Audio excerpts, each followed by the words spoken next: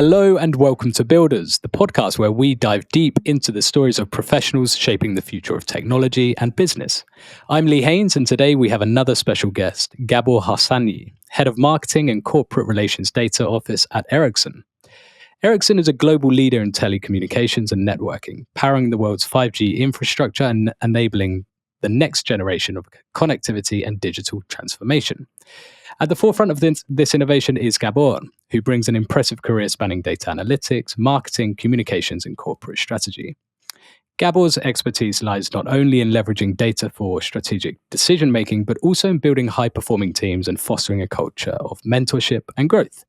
Today, we'll explore his career journey, leadership insights, and the future of data analytics. So let's dive in. Gabor, a warm welcome to the podcast. How's it going? Thank you.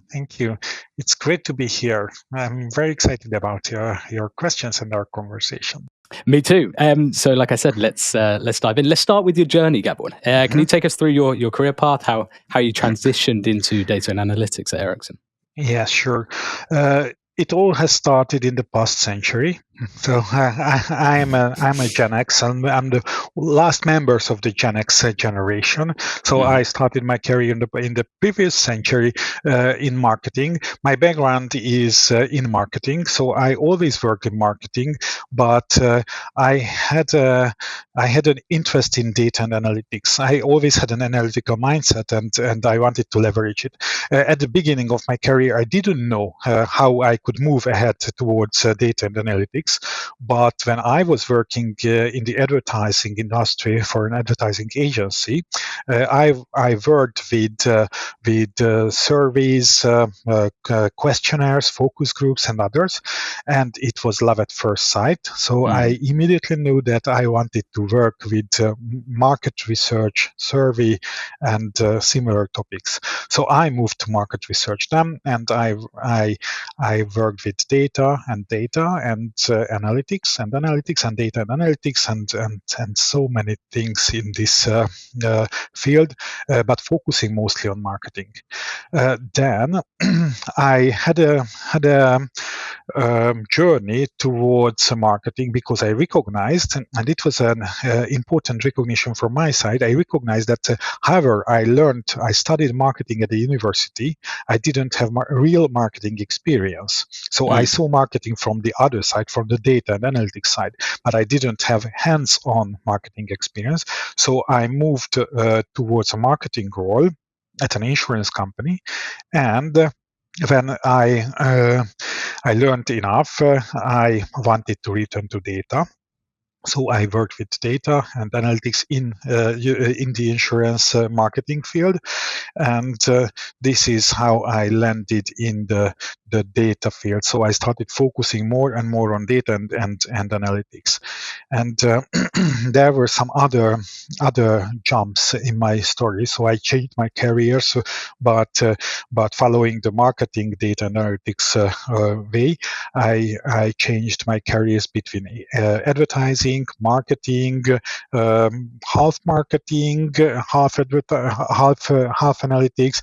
Now I'm focusing on data, and there was an international move, or two international moves in my career. The first one was, and this was probably the breakthrough in my career, I moved to Singapore to head up marketing management office in Singapore, looking after the ASEAN countries, the Southeast Asian countries, and that stop, the 2.5 year stop in Singapore, it completely changed my life. And now I'm based in Sweden, but I'm originally from Budapest, Hungary. Fantastic. And so all of these experiences in marketing, communications, and everything, how would you say that they've influenced your data strategy, your decision making today, now that you're using data analytics? Just to explain why marketing, what I chose, and why data, and why marketing data. So I, as a person, I like arts, I like business, and I like science. And marketing data and marketing analytics is all together. It is science because I work with data. It is art because marketing is kind of an art, and this is business, obviously, since we want to sell our products and services. Yeah. So this is how I landed it here. This is the perfect combination for me. And at Ericsson, we have different data and analytics fields. Ericsson is a huge company. We have 100,000 employees worldwide. And there are different streams. So there is people analytics, there is network analytics, there is sales analytics, there is marketing analytics. And I was responsible for marketing analytics until the mid of this year. And this is last year, since we are in February 2024, now. Yeah. So mid of last year, when there was a shift in the strategic approach, and we split up the data analytics into two parts, and one is the analytics, and I handed over the analytics to another team, and I am focusing on data now because data is the future, and of course we know that AI is coming and it's here, and AI will need and AI needs data, a lot of data, and even more data, and high quality data. And focusing then on kind of data at Ericsson, and its kind of strategic impact, really. I mean, obviously, Ericsson, the large majority of us, I hope, know that Ericsson's a powerhouse, right, in telecommunications. It's an absolutely colossal organization where obviously data plays a more and more crucial role, right? How does, in your view, how does data or data analytics intersect with marketing communications and, in general, corporate relations at a global company like Ericsson? So there's a challenge with data analytics in the marketing related roles, because Ericsson is a company of engineers, developers, so they are data people. So they are the numbers. They are the numbers people. But traditionally, marketeers are not very numbers people. So this is what we wanted to change in their mindset, to have a focus on the data, to understand the importance of data, and move it to the strategic level. There was a natural evolution in the data strategy. Let's say I'm in charge of the data, the marketing and corporate relations data strategy, and there was a natural evolution. In our first data strategy, we started it as a bottom-up data strategy. So we interviewed the stakeholders, what they want to measure, how they want to measure, and what data they needed. That was the first one. It was a couple of years back, but then we changed it from the bottom up to top down, and it's now it has a more strategic view on this, because we recognized that if we start with bottom up, our data measures what is interesting for the stakeholders, but not necessarily supports the company objectives. So this is why we moved to the top down, and now the strategic level is that first we have the corporate objectives, then we define the MNCR, the marketing and corporate relations objectives, and based on those objectives, I reach out to the stakeholders to discuss their data pain points and data product needs. And if they come up with a bespoke request, I'm very happy to hear that. I'm listening to them carefully, and I'm fully supportive and interested, but it won't be a prioritized data product very likely if it does not support it. Yeah.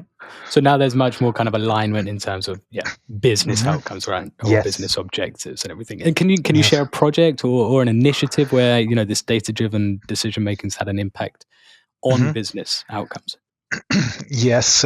What I would say, probably the data quality improvement what we made last year, or end of the previous year. It was not a specific project. It was an overall project on data quality improvement, and it was a pioneer solution what we applied. of course, we need high quality data. And when I'm speaking about this kind of data, this is CRM data, so the customer database, the contact database. And high quality data means that you have the email addresses, accurate email addresses, you have first names, last names, and so on, to be able to conduct a marketing automation exercise and to reach out to the future customers.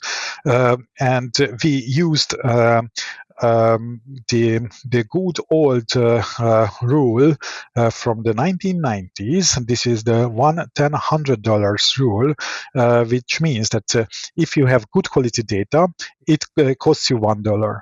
If you have bad quality data, but you fix it at the entry point, it costs you $10. But if you have bad quality data and don't do anything, it costs you $100. So based on this, we made a lot of data quality improvements and data enrichment, and we were able to identify the data value, what we fixed with this data improvement, and it was a significant amount of money. It was millions of Swedish kronors, so it was really a huge amount, and this was the basis of our current and future data quality improvement projects. So it was an overarching project, and I'm very proud of it and the team who made it. That's super. I think, when you talk about data quality, I was thinking about bad input and kind of bad outcomes, right? I mean, there's certain other ways that you can phrase that, if you know what I mean. But of course, this is the same across all organizations, across all industries. But I mean, so Ericsson's obviously leveraging data analytics to, among other things, optimize network performance, if we're talking specifically about, the telecoms industry and everything, but also to enhance customer experiences. So the existing customers, and you've been talking about a bit about marketing automation and finding new customers as well. Can you talk a bit about how your team leverages data to enhance or to kind of potentially find new customers, but also maybe enhance existing customer experiences or optimize operations? Yes. So the marketing data, we don't focus on network data and other data, which is the real big data. There are different teams. We focus on how to reach out to the future customers and how to retain the current customers. So how we leverage the data. One of our most valuable asset is the customer database, the contact database. So we want to keep it clean, and we want to keep it updated. But this is just one part. We have other data sources as well, which are very important too, because it's not just marketing, but it is communications. So we support the comms team. It is about sustainability. So we support the sustainability team, the organizational health and safety team, the government policy advocacy team. So this is different data what we need to look after, and based on that, the most valuable thing, if we get feedback from the customer in terms of, let's say, a form fill, these days we have the Mobile World Congress in Barcelona. This is the biggest event in the world in the telco industry, and this starts in a week. So for Mobile World Congress, we use the data to send out invites, to tailor-made the invites, the personalized messages, share content with the invitees and the future attendees, follow up with them, and measure their interest and engagement and satisfaction with the event. So there are several aspects, but it all depends on which platform we are talking about. Since marketing, we can speak about marketing automation and CRM. We can talk about website data, social media data, webinar data, live event data, and many other things. And how are you guys analyzing this kind of user data, whether it's kind of prospective Mhm. customers or whether it's existing customers? How are you using this kind of for any kind of predictive Mhm. analytics? We identify the customer journey, which is a bit challenging in our industry, and I can explain why. So we identify the customer journey. Um, we post a post on LinkedIn, let's say, and there is a form what the future customer fills out and reaches. We reach out to them later with newsletters and personalized and even more and more personalized messages, and we nurture the future customer and raise their interest. So why it is challenging? Because in the B2C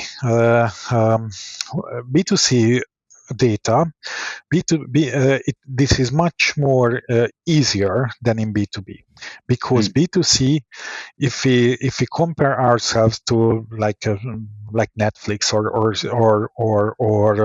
or Amazon or who work with millions of customers, they have a lot of data points. We don't have as many data points as they have. mm, mm, They can easier create any models what they can test, that's easier. But on the other hand, it's a bit more difficult as well, because they need real time data. If you order something from an e-commerce site, a web shop, it must be a real time data.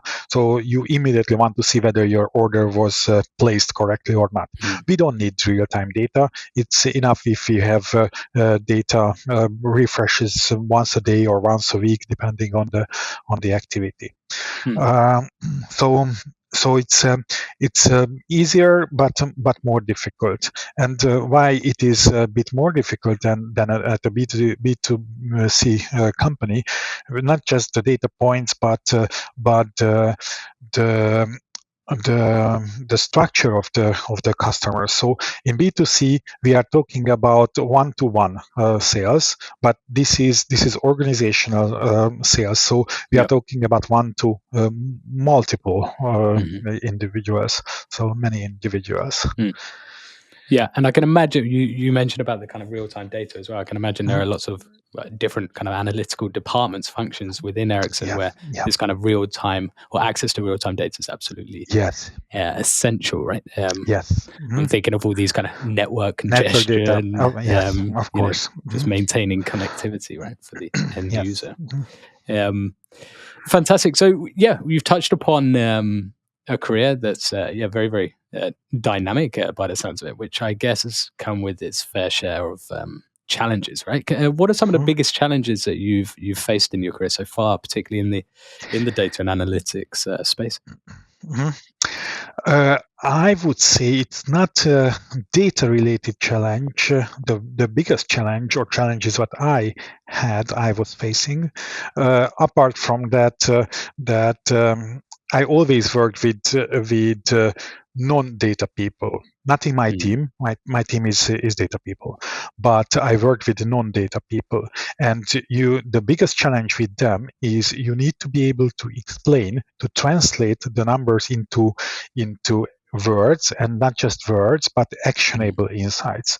mm, So there are, you can see the lady in the red dress from the Matrix movie. So mm, you understand the data and you mm, immediately see the lady in the red dress. mm, But the non-data people, they don't see it, they can't see it. So you need to explain where the lady is in the red mm, dress.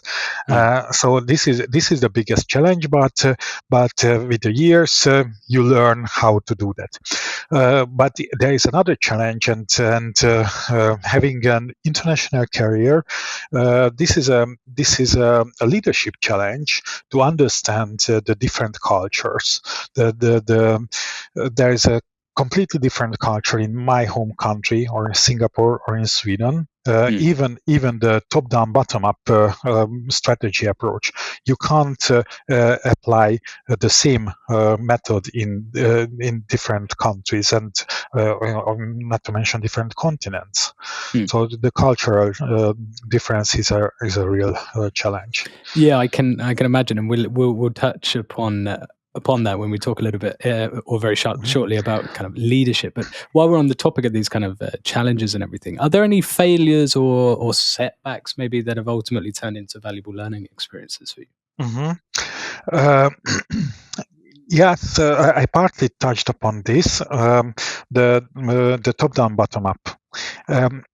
And recently, I presented it at a conference that the mistakes that you can make during the creation of your data strategy, because I recognize that if you attend different events and conferences, the speakers always talk about success stories. They never talk about failures and mistakes No one wants and to talk about errors. failures, right? So I was speaking about this. What mistakes, what errors you can make, Nice. and of course, at the end of the day, it was a success story. Otherwise, I wouldn't be here. Right. But there was a bumpy road, and one, I wouldn't say it was a failure, but one way is this the bottom-up strategic approach, and it is with a data focus. And however, this is a natural evolution, because first you need to increase and improve the data literacy. So you can't do it other way than bottom up, but it will result years of losses. I mean, losing years in the progress. So this is probably is the biggest one. Well, I can share another example of failure. You want to serve your customers, your internal customers, your stakeholders as much as you can. You develop dashboards for them. What they either they will use or they not. We don't know. Hopefully they will. Hopefully they'll use it. Yeah.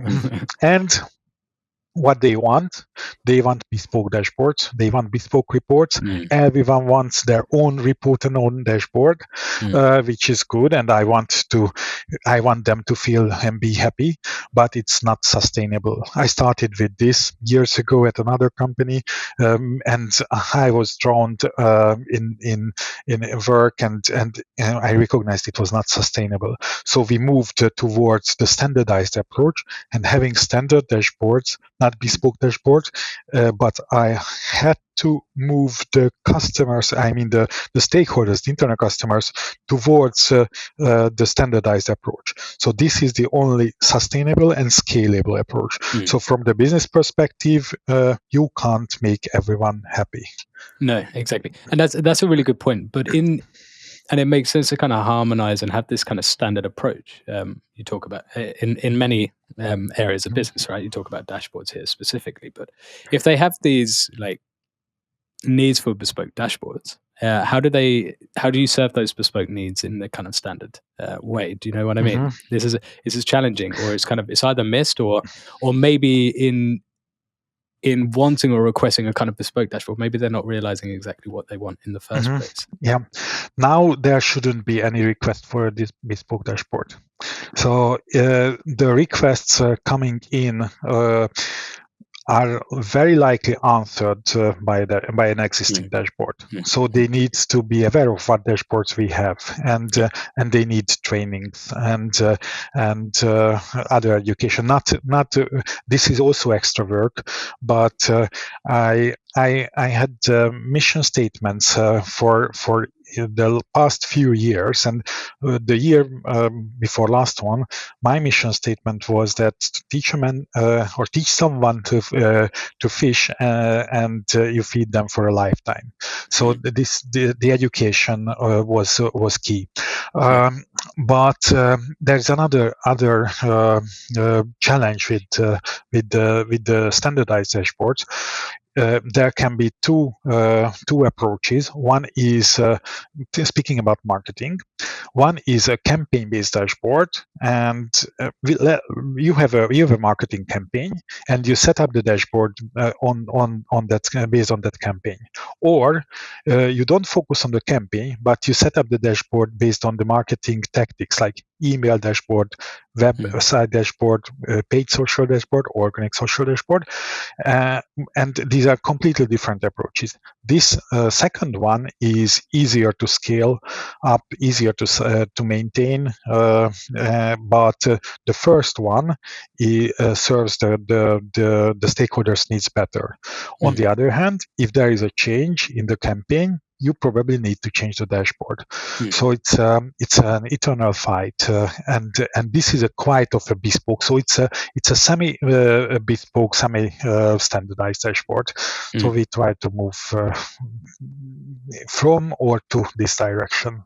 Makes sense. And you touched upon it a little bit there, but also before where you've spoken a little bit about this kind of top-down versus bottom-up strategy and everything like that. When it comes to data and data strategy, are a lot of the requests, or when it comes to kind of problems and solutions and everything, do you find often that requests or information is kind of fed into you are more kind of starting from the solution as opposed to kind of understanding the problem first?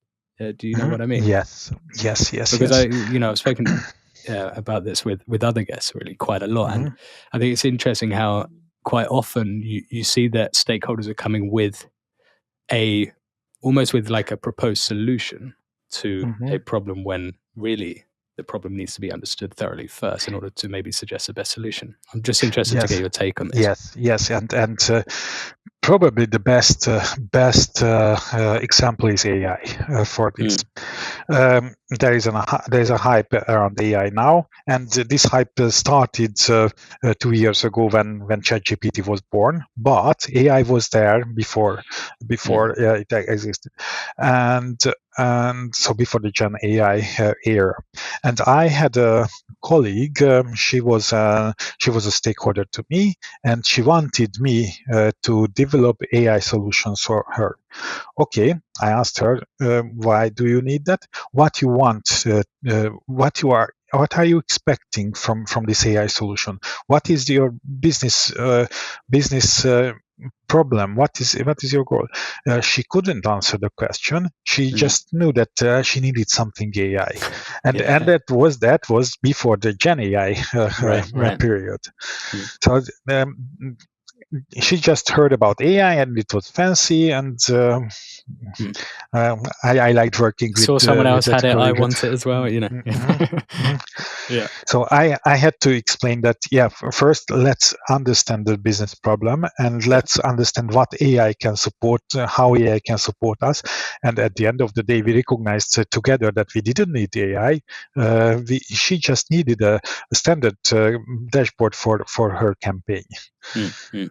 No, really, really interesting. But on to building and leadership as well. So you're leading a team at Ericsson, right? It's pivotal in driving data strategy, heavy focus on marketing then, right? How do you approach building and leading teams? I was leading a team before the reorg, and I am building up a new team in this new setup. But I was leading a team, and I was leading different teams. And sorry, what was the question? So, what's your approach to both building and leading teams? Okay. So, building team. Leading teams, let's start with this. I prefer the open, honest, and transparent communication with the team, and I like to be a democratic leader with the team. And I'm an approachable leader, and they appreciate it, and they always appreciated that. And I try to be kind of a mentor to the team. And this is when I build up my team, my past and my future team as well. I want the new team members to have this mentor mindset. And there is a very simple reason for that. Since we are working with non-data people, who are not experts in data, who are not experts in analytics, they the team needs to explain the data and translate the data into their language and educate them, and maybe explain it not just once but 2 times, 3 times, several times. So this is why it is important. And when I hire someone, I look for this skill or power skill or capability to be able to do that. Mm-hmm. Mm-hmm. And when assembling a team, what qualities aside from this then do you look for? Yeah, there are some hard skills and the soft skills, so the power skills. The hard skills, subject matter expertise. So someone with no data and or no marketing related experience, they need to develop further. But I keep them in my recruitment backlog. I was reached out several times by data analysts, Python experts, and SQL experts, and others, which are very valuable skills. But I didn't need those skills. I told them that you are great. I will remember you, but in my team currently, I don't need this because we have Center of Excellence who delivers us these solutions. So there is the data and the marketing subject matter expertise.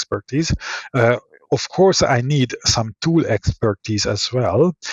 Speaking about marketing, they need to know a little bit of Salesforce, Marketo, Google Analytics, Power BI, or Tableau. It doesn't matter. And it is important why it does not matter, because what I believe, if someone was able to learn Tableau and we use Power BI, they can.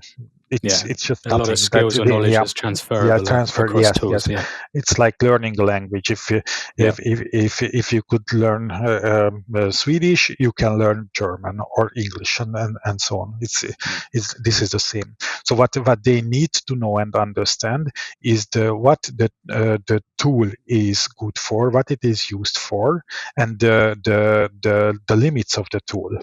So what it is good for and what it is not good for. So these are the hard skills, what I'm looking at. The power skills is this mentorship approach, collaborative approach.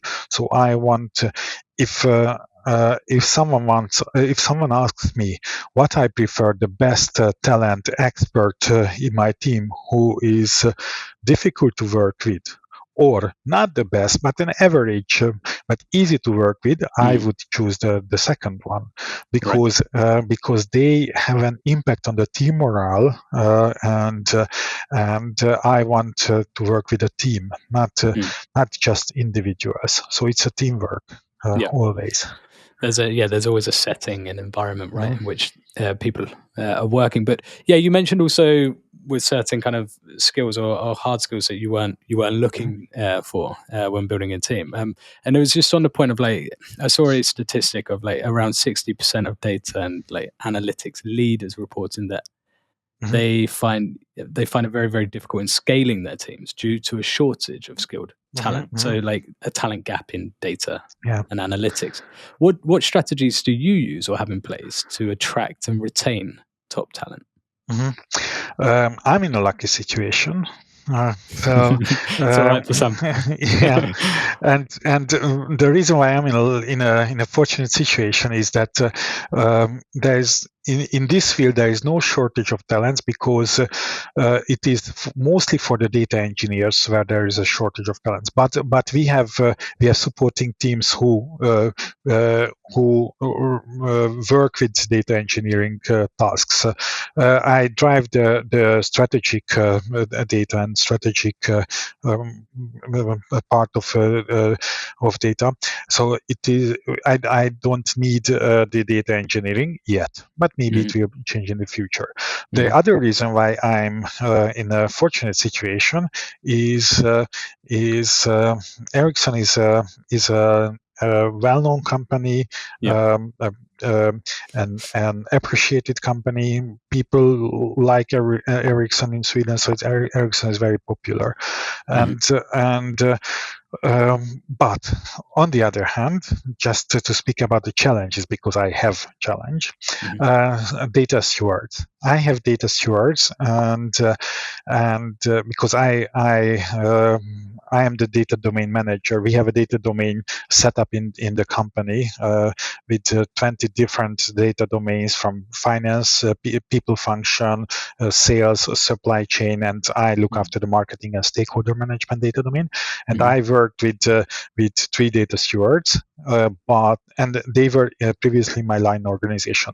Educating a data steward takes 6 months, and as they move to other line organization, I need to find other data stewards. So, and I will be in trouble. But there is high interest, and we have no shortage of interested candidates. We have shortage of employees. Yeah, I can imagine. And when it comes to analytics specifically, or AI-driven analytics, and the kind of predictive modeling and the like, how do you see the role of data leaders evolving? I have a prediction for the future, and this is that the future is data, not analytics. I love analytics. I don't look after analytics now after the reorg, but this is a fortunate move, because I believe that analytics will be done by AI in the very near future. I have seen some solutions. These are very in a premature phase, but these will be coming shortly. But AI and analytics, AI solutions needs to be fed, and data feeds AI. And so, the data quality that you were talking about before, yes, right? Yes. Yeah. The data will be the data will be the most important asset shortly. Yeah. And in terms of mentorship, you touched upon how important it is earlier on. How has it played a role in your career? Why do you think it's so important in today's workplace? There is one very simple reason why I believe it is important, because I have never had a mentor.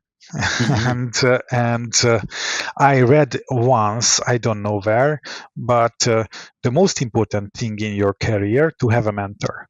And indeed, I can confirm I mentor many people, and I see their career path is much shorter than mine was.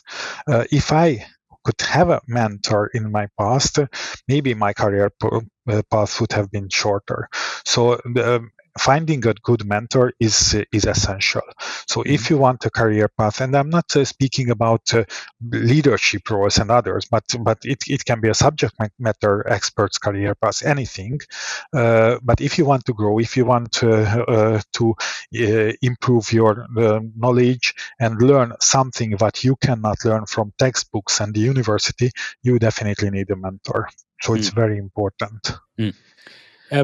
And what advice specifically would you give to those looking to become better mentors themselves? How someone can be a better mentor themselves? I don't know. Maybe asking my mentees would be better. But openness is the most important thing, and preparing for that. The mentees might have silly questions, and you need to be open. You need to be very patient, and you even can learn from the mentees what you can learn, what is important to them, because you might not notice what is important to others who are less senior than you are, and so you can learn from juniors, because this might be another generation with other mindset, and we can learn from them and apply it in the future in communications, in leadership, and many other areas. And I'd like to talk just a little bit about future trends in data Mm-hmm. analytics, and also Mm-hmm. kind of corporate strategy. Mm-hmm. Because obviously data is kind of it's penetrating organizations in a way we haven't seen before, right? And corporate strategy, decision making, everything, right? So what trends do you see shaping the future of data analytics and its Mm-hmm. role in corporate strategy? Mm-hmm. So what I mentioned before is data will take over the world from analytics. So data will be If it hasn't more. already, yeah. Yes. Yeah. So this is one for sure. What I see changes in the different data roles. Um, 10 years, maybe more than 10 years ago, it was 2010, 2012. I think it was 2012 when it was announced that data scientist is the sexiest job of the 21st century, if you remember that. But Yeah. 10, 12 years passed, and there are still data scientist roles, but this is not the sexiest job anymore. What is Anything with AI in the title, right? Yes Related, and but yeah. yes and no, and it seems that AI roles are the sexiest jobs of the future, but we are not there yet, because that is fancy and looks good, but the data scientist role in the past, it came with more clarity and higher salaries.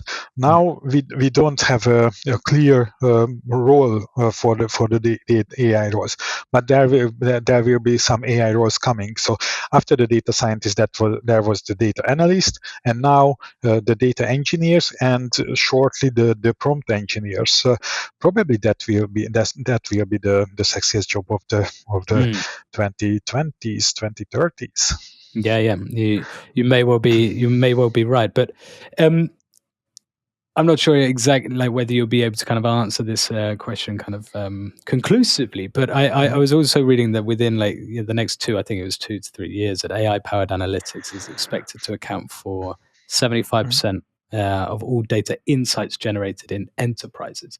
Obviously, this then is kind of connected to Ericsson. Is this something that is spoken about more and more at Ericsson? Do you agree with this?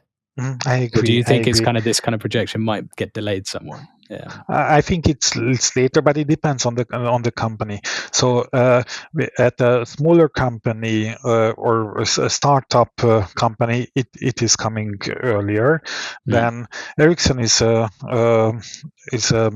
very complex and Exactly. large Yeah. company. So Yeah. it will be coming shorter, but it is here, and it will be here. So yes, I foresee this as the near future. Maybe not 2-3 years, but maybe it is 2-3 years, or maybe it is just 1 year.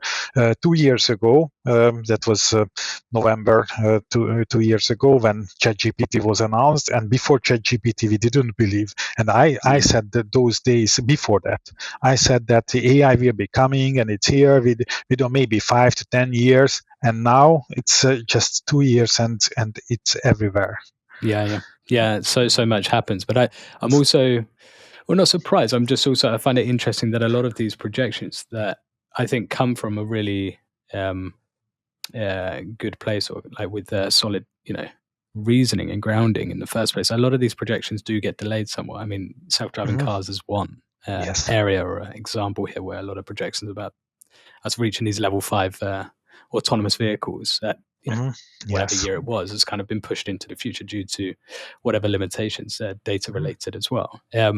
So yeah, I think it's still really interesting.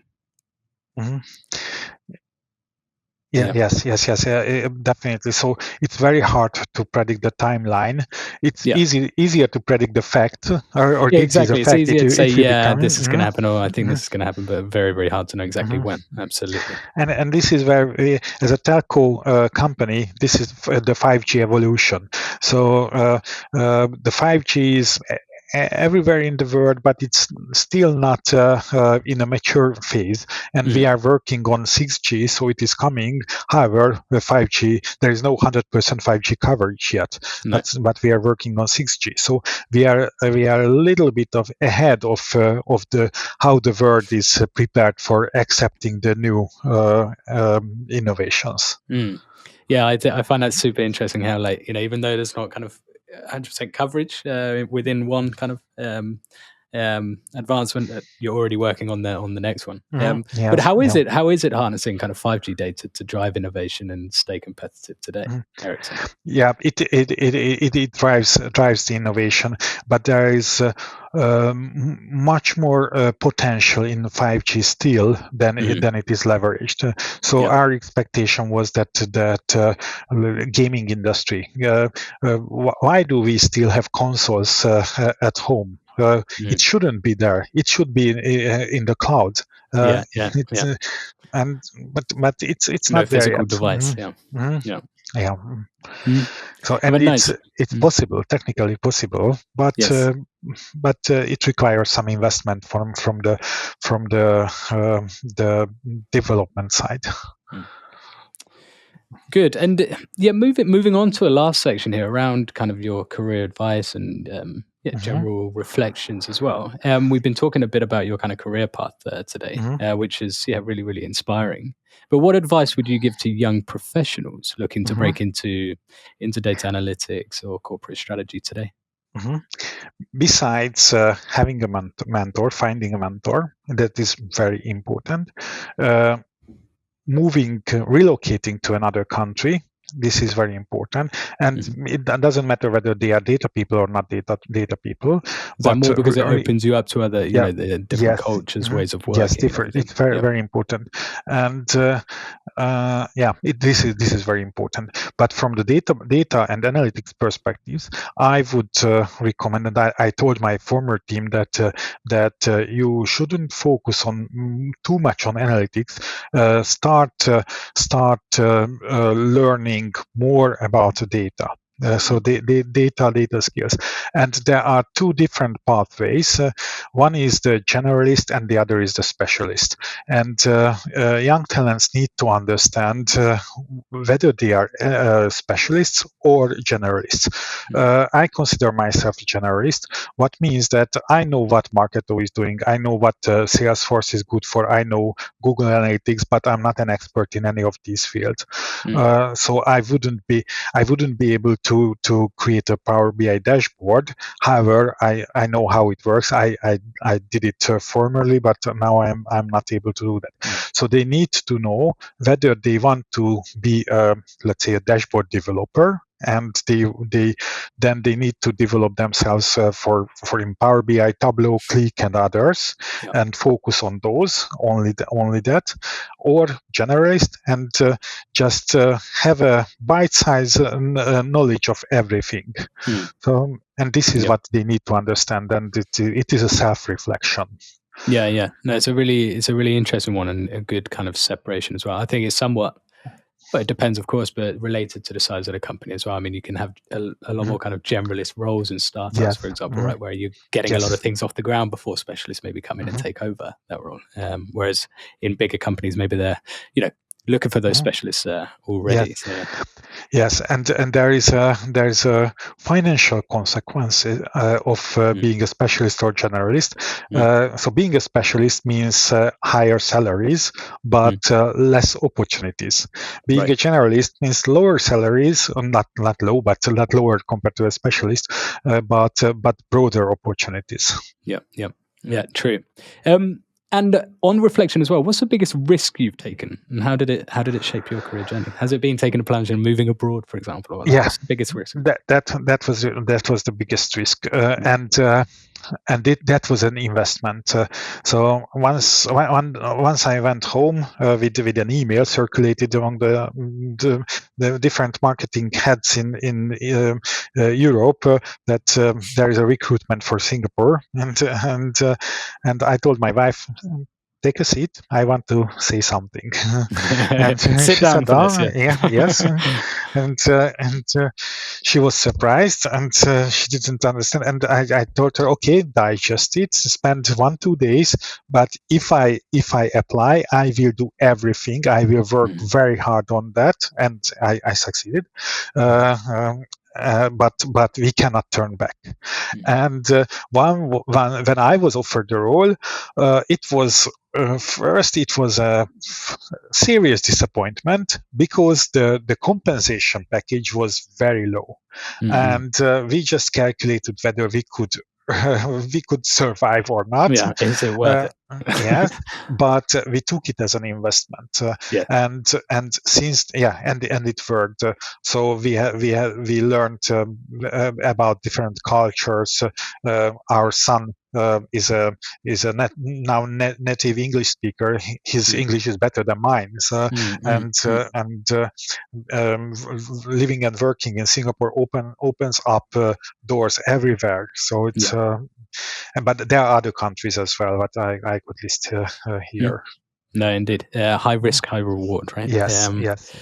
But finally, Gabor, what's next for you and the team there at Ericsson? What are you most excited about in the near future? The next is I will build up my data office and hope I will have headcounts. This is in discussion.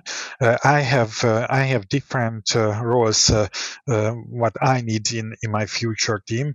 For example, a data privacy, data protection, data compliance expert, and this is very, very tricky because it requires a legal expertise. It requires data and marketing experience as well. So this is tricky. And I want to grow my data steward employees and these are data strategy roles. So, and I want to grow at Ericsson. Really exciting. We're interested to see how that new team is built moving into the future. So do you have anything else to add before I wrap up here? I could have a lot. We could speak here for hours. But well, you said before that your headphones had 10 hours battery, so we do have time. But unfortunately, I don't have because luckily I am busy. So I have my next meeting starting shortly. Fantastic. Well, Gabor, thanks so much for joining us today. Then it's been a really nice conversation. Interesting to hear about your journey into leading data analytics at Ericsson. So really great insights. Thank you so much for joining. Thank you. I really enjoyed myself in our conversation. Thanks. And to our listeners, thank you for tuning in. If you enjoyed this episode, don't forget to subscribe, leave a review, and share it with fellow builders. Until next time, keep building, and we'll see you soon. Ciao for now.